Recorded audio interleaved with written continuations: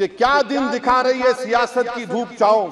जो कल सपूत थे वो कपूतों में आ गए, थे इस कदर अजीम के पैरों में ताज थे, इतने हुए जलील के जूतों में आ गए।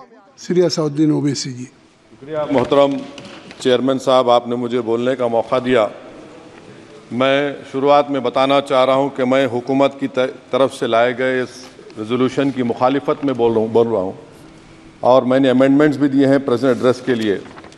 और चेयरमैन साहब, आप उर्दू को जानते हैं, किसी एक शायर ने शायद बरसर इख्तिदार जमात के लिए ये शेर कहा होगा कि उसूल बेचकर मसनद ख़रीदने वालों, निगाह अहले वफ़ा में बहुत हक़ीर हो तुम, वतन का पास तुम्हें था ना होगा कभी, कि अपने हिर्स के बंदे हो बेज़मीर हो तुम, इज़्ज़त नफ्स किसी शख्स की महफूज नहीं, अब तो अपने ही निगहबानों से डर लगता है, डंके की चोट पे जालिम को बुरा कहता हूँ, मुझे सूली से न जिंदानों से डर लगता है। मोहतरम चेयरमैन साहब, मैं आज इन लोगों की तरफ से बोल रहा हूँ जो दिखते तो हैं, जिनके बारे में बात तो होती है मगर उनकी कोई नहीं सुनता। मैं उनके बारे में बोल रहा हूँ जिनके बारे में वज़ीर आज़म मोदी ने कहा था कि घुसपैठी है। मैं उन बेटियों और माओं के बारे में कह रहा हूँ जिनके बारे में मोदी ने कहा कि ज़्यादा बच्चे पैदा करते। मैं उन मासूम नौजवानों के बारे में कह रहा हूँ जिनको मॉब लिंचिंग के ज़रिए मारा जा रहा है। मैं उन बेज़ुबान माँ और बाप के बारे में बोल रहा हूँ जिनकी औलाद आज इस हुकूमत के गलत क़ानून के चक्कर में जेलों में सड़ रहे हैं।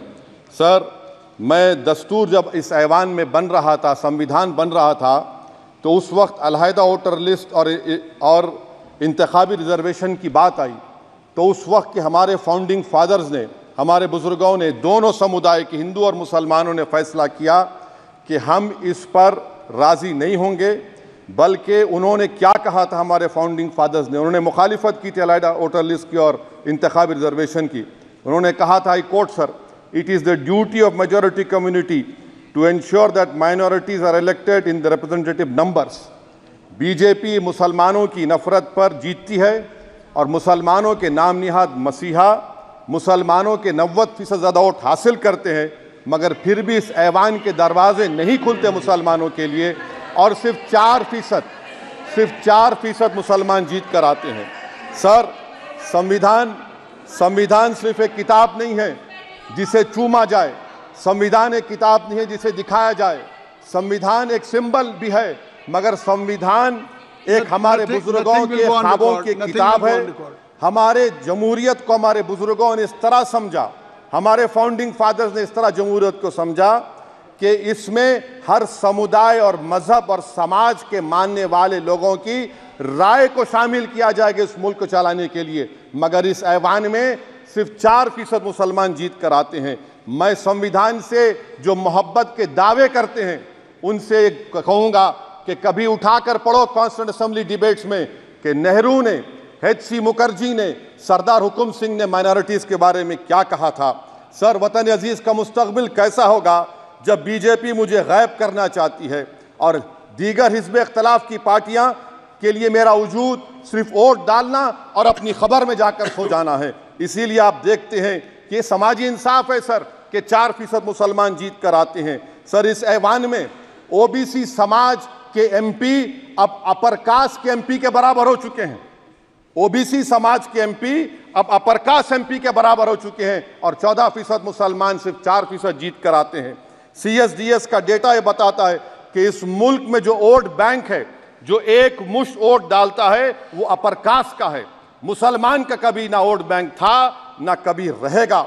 सर, 4 जून के बाद 6 मुसलमानों की मॉब लिंचिंग हुई, 11 घरों को मध्य प्रदेश में मोदी के बुलडोजर ने निस्तो नाबूद कर दिया। हिमाचल प्रदेश में एक मुसलमान की एक दुकान को लूट लिया गया और हिज़्ब इख्तिलाफ की पार्टियों की तरफ से सन्नाटा है।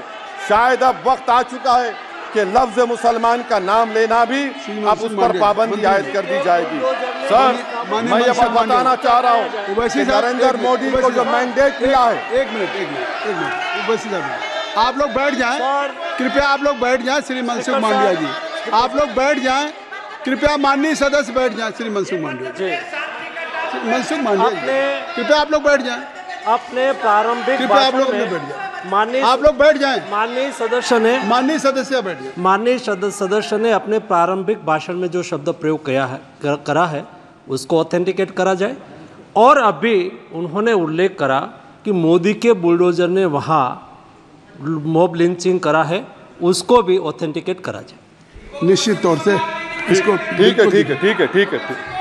ठीक है। उवैसी साहब, जब भी कोई बात नहीं सर, आप चेयर पर बैठे हैं जी, इसलिए आप मंत्री जी को पेट में दर्द हुआ, माशाल्लाह, शुक्रिया उनका। नहीं, तो सर मैं मंत्री की जवाबदेही है अरे नहीं, मंत्री इससे बुरी बात क्या है? पेट में दर्द हो सकता है, वो दर्द ये सब ठीक। अच्छा दर्द हुआ, चलिए दर्द हुआ, दिल का दर्द हुआ। तो सर, जो नरेंद्र मोदी को मैंडेट मिला है वो सिर्फ और सिर्फ मुसलमानों की नफरत पर हिंदुत्व की वजह से मिला है। I would like to say it is not Modi's in dock but every single person voted him despite his anti Muslim voice. And I would like to tell the opposition parties, this is not a moral victory for you, this is a victory of majoritarianism. Everyone should contemplate and do introspection. Why is it that the OBCs and the upper caste are getting their due representation? Why are the Muslims not getting? Are we here only to vote for you and not to get elected? If that is the case, please tell us that we are only here to vote for you. Sir, आज भारत के आधे नौजवान बेरोजगार हैं और रोजगार की तालाश, बेरोजगारी का आलम यह है सर कि मोदी सरकार के 5 साल में 75 लाख एस्पिरेंट्स की जिंदगी बर्बाद हो गई, 6 पेपर लीक हुआ। बेरोजगारी का आलम यह है सर कि रशिया जा रहे हैं, वहां जाकर अपनी जानों को दे रहे हैं। बेरोजगारी का आलम यह है कि नरेंद्र मोदी रोजगार का कैंप चलाती है नौजवानों के लिए कि तुम इजराइल में जाकर काम करो, उनको कैनन फॉडर बना रही है ताकि फलस्तीनियों की जायदादों को हड़प कर सकें। ये भी कंक्लूड कर। अरे सर, मेरा टाइम है। कहाँ टाइम है सर? आप ये टाइम ले लिए मेरा। सर मैं 2 मिनट दीजिए। ये विश्वगुरु की पॉलिसी है। इजराइल को 27 टन हथियार जा रहा है। 9 मिलियन भारत के लोग गल्फ में काम करते हैं, क्या असर पड़ेगा?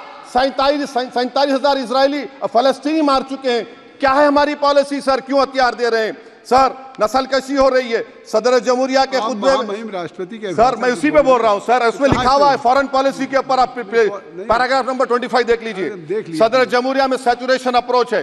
क्यों नहीं मोदी सरकार माइनॉरिटीज को फ्री स्कॉलरशिप को डिमांड करती है सर? उसको आपने बजट कम कर दिया।